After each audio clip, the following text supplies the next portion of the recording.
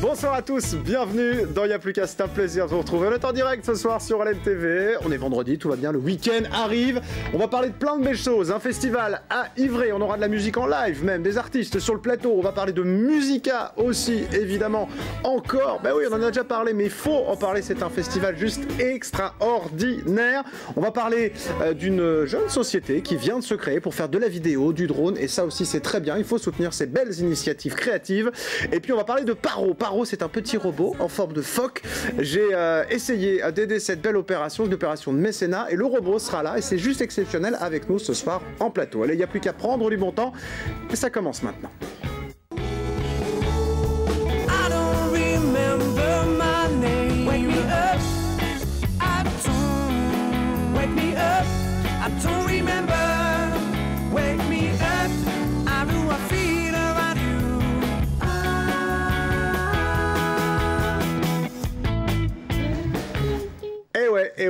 Et Diana qui est là. Bonjour Diana.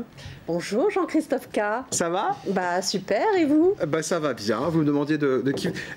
En fait, j'ai pris une habitude sur les dernières de tutoyer les gens que je connaissais bien. Est-ce qu'on peut le faire Diana avec ou pas? grand plaisir, du coup, parce que c'est vrai que c'est un petit côté... Vie, voilà. Sûr, Et ben, tu me demandais, parce que je vais les citer, c'est Charlie et le Trio qui avait fait la musique de ce générique, enfin c'était un de leurs titres, voilà, c'est un groupe qui nous vient d'Alençon, et maintenant ils s'appellent Ariane, ils ont changé de nom, ils sont plus 3, ils sont 2, et voilà, je les remercie parce que c'est cool d'avoir cette belle musique sur notre générique. Je vais dire bonjour à mes chroniqueurs, Diana, si tu veux bien, parce que j'ai Aurel et Lighton qui sont là. Ça va bien les gars? Ça va impeccable. Ça va d'autant bien que tu l'as dit parfaitement. T'as vu? Bah écoute, il m'a fallu une saison pour arriver à le prononcer correctement, mais j'y suis arrivé.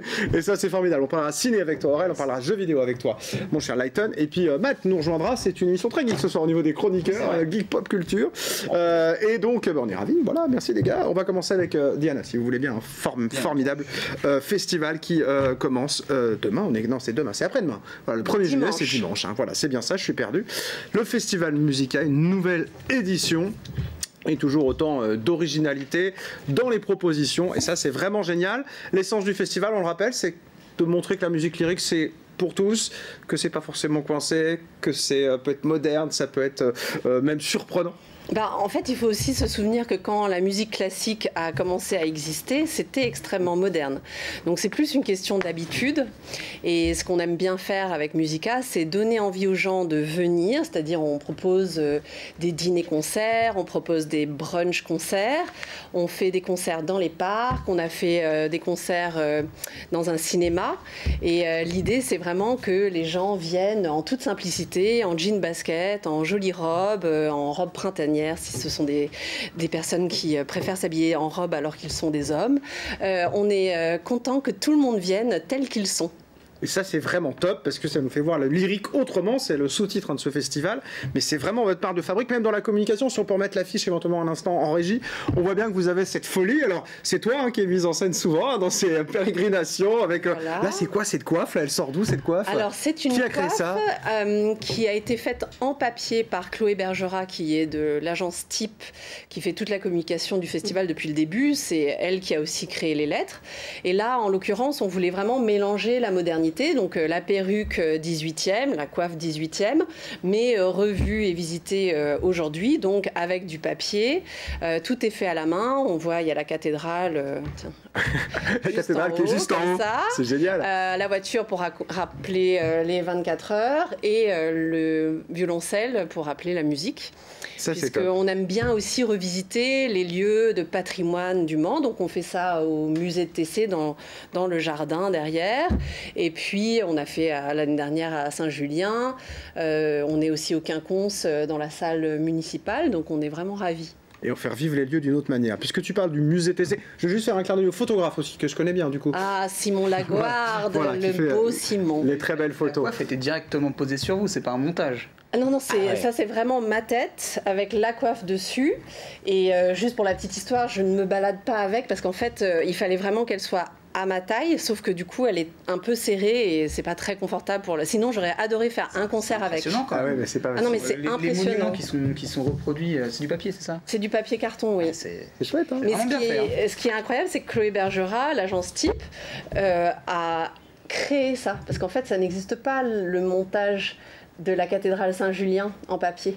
Donc elle l'a carrément fait à la main libre.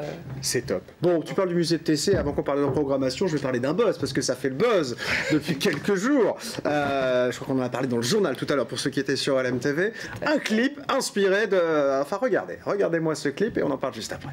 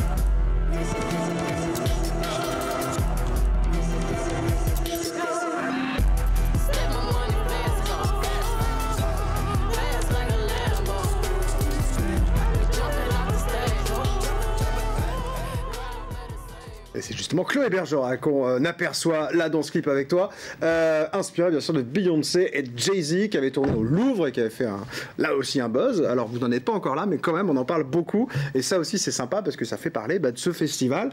On va parler un peu de la programmation bien évidemment, parce que parler de la com c'est bien parce qu'elle est tellement originale qu'on a envie, mais on a envie de dire qu'il y aura les 4 saisons par exemple de Vivaldi. Ça fait plaisir quand même de retrouver les grands tubes aussi. Bah oui, en fait du coup on a fait les 4 saisons de Vivaldi et les 4 saisons de Piazzolla, qui est un grand compositeur de tango qui a lui aussi composé des 4 saisons. Donc ce sera en alternance avec Nicolas Croze et l'orchestre de la Nouvelle Europe qui joue partout dans le monde, et des petits airs d'opéra que j'interpréterai. On a aussi un hommage à Maria Callas. Ah, mais j'allais te le dire quand même, ça c'est quand même la star des stars aussi. Ah, ben, en fait c'est les 40 ans de son décès et du coup on a voulu lui rendre hommage, et elle avait une tessiture tellement incroyable qu'on a choisi 5 chanteuses. On aurait pu en prendre encore plus pour faire son répertoire, donc on a choisi les plus grands tubes et puis on va faire quelques petites surprises, des battles de soprano, des choses comme ça. Mais oui, c'est ça que j'ai bien avec Musica. La musique classique, c'est ça qui est bien. Ben oui, avec Musica ça se modernise. C'est pour ça que j'ai bien insisté. Opéra brunch, vous faites des brunch opéra, c'est quoi? Voilà, on va faire un opéra brunch parce qu'il y a peu de demandes de brunch, enfin peu de demandes, peu d'offres, beaucoup de demandes de brunch sur le Mans. Donc on profite que les gens aient un petit peu faim pour découvrir la musique. On a un orchestre de cuivre incroyable, mais vraiment en plus c'est que des beaux gosses. Et comme nous à c'est vrai qu'on dirait un peu un boys band. Moi, c'est un boys band, c'est un petit boys band. C'est ça. En plus ils ont tous des noms magnifiques. Et on les a choisis de façon très moderne sur internet. J'ai vu quelques vidéos sur Instagram et YouTube et je fais ils sont super. J'ai regardé un peu leur pédigré, CNSM, etc.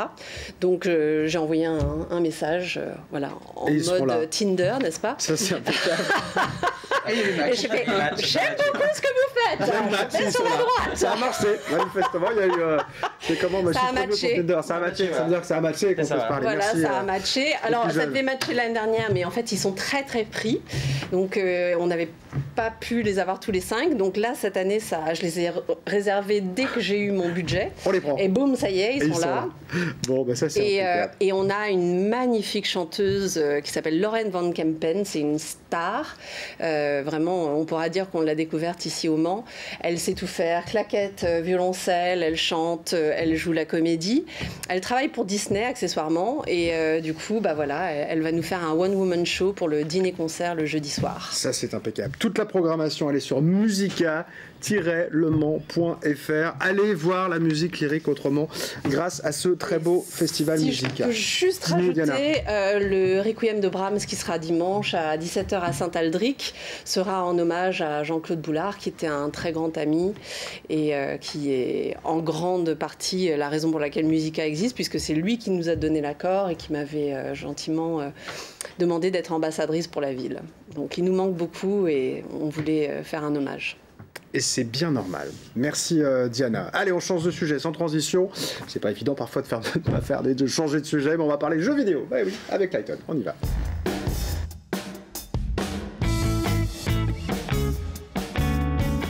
Noël à Select Jeux vidéo. Eh ouais, ça va bientôt être l'été, on va pouvoir jouer aux jeux vidéo pendant les vacances. Oui, et avant de commencer cette chronique, je voudrais m'excuser auprès de mon arrière-grand-mère qui regarde l'émission et qui à chaque fois me dit « Je ne comprends rien à ce que tu dis ». Mais je suis désolé. Mais elle regarde quand même, c'est normal, c'est l'ami, elle regarde, voilà. c'est ça qui est important. Vous n'êtes pas sans savoir qu'il y a eu l'E3 qui s'est passé à Los Angeles au début du mois. Ça me dit rien du tout. Non, Jean-Christophe, je ne te crois pas. Je ne te crois pas, tu n'es pas crédible. L'E3, c'est un peu l'équivalent de la Coupe du Monde du football pour les amoureux du jeu vidéo, où sont annoncés les futurs gros titres. Moi, je vais vous annoncer les 5 titres qui me donnent envie. Mais avant, j'aimerais qu'on ait une minute de silence pour ces jeux dont on attendait beaucoup, comme Final Fantasy VII Remake. Je ne m'en remets pas qu'il n'y ait pas eu d'annonce par rapport à ça, qu'on n'ait pas su plus. Metroid Prime 4 aussi. Rien, voilà. J'ai passé plusieurs heures en direct, tard la nuit, parce que c'est en pleine nuit, c'est ça. décalage horaire oblige, voilà. Le zoo de la flèche m'a contacté, je ressemblais à un panda, donc voilà. Donc c'est 5 jeux que j'attends, ça va être du 5e au premier, bien entendu, comme à chaque fois que je fais un top. Et le 5e, les Pokémon sont de retour. Oh. Oui, la première fois que je suis venu ici, en tant qu'invité, on parlait de Pokémon Go et de mes vidéos. Il s'agit de Pokémon Let's Go Pikachu et Let's Go Evoli qui vont sortir. Alors le but avoué de Nintendo, c'est de ramener les joueurs de Pokémon Go vers à la maison. Voilà, donc là c'est un mélange. Au niveau du système de capture, c'est pareil que Pokémon Go. Les combats contre les dresseurs restent les mêmes. Ça sort le 16 novembre 2018. Voilà, ensuite, 4e jeu, Octopath Traveler, qui arrive le 13 juillet 2018. Gros RPG de Square Enix que j'attends, bien entendu, pour bientôt. Est réputé pour ses, ouais, mais là c'est un peu à l'ancienne. Hein. Ouais, c'est bien, ça me plaît ça. C'est un peu à l'ancienne, donc voilà. Sur quelle console du coup Switch. Ah oui, j'ai oublié de préciser, Pokémon c'est Switch. Octopath Traveler c'est Switch. Ensuite, pour le 29 janvier 2019, nous aurons Kingdom Hearts 3. Oui, très attendu. Oui, beaucoup. Mélange entre Disney, Square Enix, voilà. PS4. Xbox One. Oui, il n'est pas exclusif cette fois-ci. Voilà.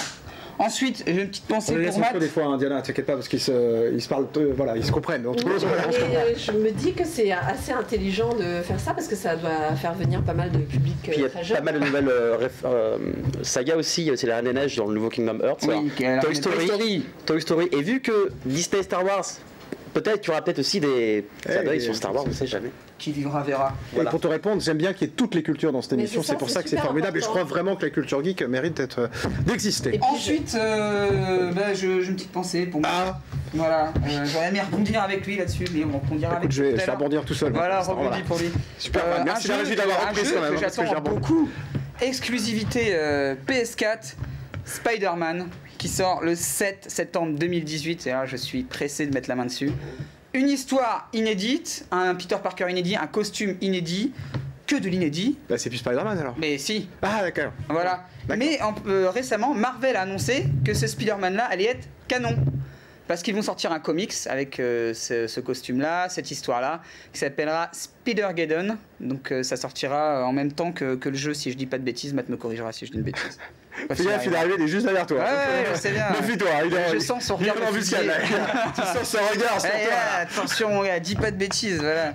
Donc, et puis, donc j'ai dit ça sortira le 7 septembre 2018, exclusivité PlayStation. Sony a fait un gros coup là-dessus. Et enfin, le premier que j'attends, il y en a qui ont reproché que lors de la conférence Nintendo, on en a trop parlé. Mais moi, je suis content. Super Smash Bros Ultimate. Les personnages de Nintendo reviennent pour se taper dessus, mais pas que. Tous les personnages des 4 Smash Bros sont de retour à la maison. Plus de 50 personnages sont disponibles. On a le retour de Solid Snake qui revient se friter. Sonic, le dresseur de Pokémon revient, et aussi 2 nouveaux personnages.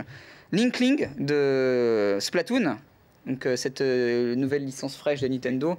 On combat avec des pistolets à encre. Hein, mais voilà. Et ça, je suis sûr que ça va te faire plaisir, Jean-Christophe. Nouveau personnage d'une licence que tu dois aimer, de Metroid. Ridley sera jouable. Le grand ennemi de Samus, sera jouable. Donc ça sort le 7 décembre 2018. C'est un essentiel, ça. Donc autant vous dire. Si Nintendo sort une console, il nous la remet pas à chaque fois au bout d'un. Mon portefeuille pleure d'avance, et c'est réglé parce que si on prend dans l'ordre, mois de juillet là ça arrive, Octopath Traveler qui va sortir, ensuite au mois de septembre Spider-Man qui sort, Ensuite, Pokémon Let's Go, pour finir sur Super Smash Bros Ultimate. Et après, au mois de janvier, Kingdom Hearts 3. Autant vous dire, la fin d'année 2018 et le début d'année 2019 s'annonce brillant.